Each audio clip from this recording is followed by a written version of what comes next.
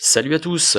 Écoutez très attentivement cet extrait de la conférence TED donnée par Bill Gates et postée sur la chaîne TED le 20 février 2010. This equation has four factors, a little bit of multiplication. So you've got a thing on the left, CO2, that you want to get to zero. And that's going to be based on the number of people, the services each person's using on average, the energy on average for each service, and the CO2 being put out per unit of energy. So let's look at each one of these and see how we can get this down to zero. Probably one of these numbers is going to have to get pretty near to zero. That's back from high school algebra. But let's take a look. First, we've got population. The world today has 6.8 billion people. That's headed up to about 9 billion.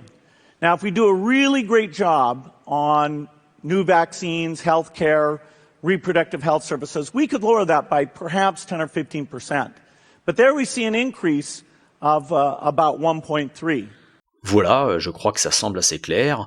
En tout cas de mon côté, j'entends clairement Bill Gates parler de la vaccination comme un outil possible pour réduire la population mondiale. Et voici maintenant un extrait de l'article du Monde censé débunker cette information. Le patron de Microsoft est accusé de manipulation en voulant développer les vaccins pour faire baisser le nombre d'humains sur la planète. Attention, ce n'est pas la population que Bill Gates espère réduire de 10 à 15%, mais son accroissement, qui est actuellement très rapide. Le facteur de 1,3 correspond à une hausse de 30% qu'il espère voir ralentir.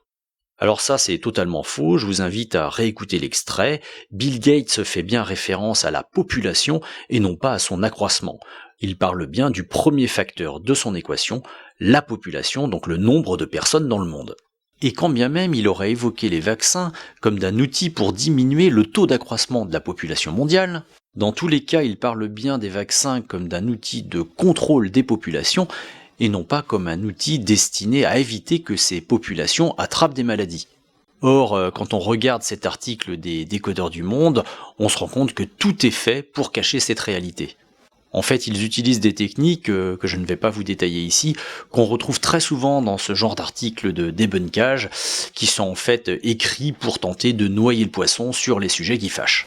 Et là vous allez me dire, mais comment se fait-il que ce journal puisse mentir à ce point ? Bah c'est tout bête, hein. Il suffit juste de savoir que Bill Gates finance une partie du budget du monde. Et non, c'est pas une blague, et à ce propos, je vous invite à voir une de mes vidéos que j'ai réalisées sur le sujet, je vous ai mis le lien dans la description. Pour finir, n'oubliez pas de liker, commenter, partager cette vidéo, de vous abonner à ma chaîne, de me soutenir financièrement sur mon compte Tipeee ou sur mon compte Paypal, je vous ai mis les liens dans la description, et sur ce, je vous souhaite une bonne journée.